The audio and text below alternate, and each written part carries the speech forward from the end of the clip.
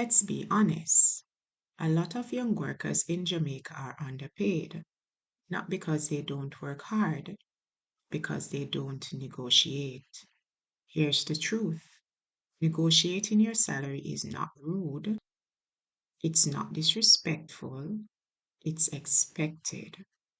Employers don't always offer the best numbers first. That's where negotiation comes in. There are three key moments to negotiate: job offer, promotion, and performance review. The best time is when you receive a job offer. Before you negotiate, you need to know your value.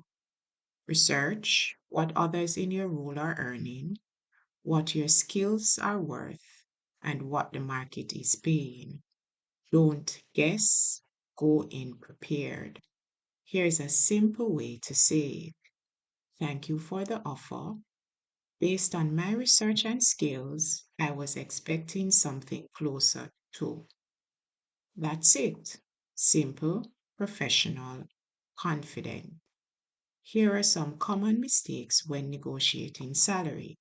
Mistake number one: accepting the first offer immediately. You might be leaving money on the table. Mistake number two: being too aggressive. Negotiation is a conversation, not a fight. Mistake number three: not asking at all. This is the biggest mistake. Let's say you're offered $180,000 per month. Instead of accepting immediately, you ask for $200,000. Even if they settle at $190,000, that's an extra $10,000 per month. That's $120,000 more per year just from asking.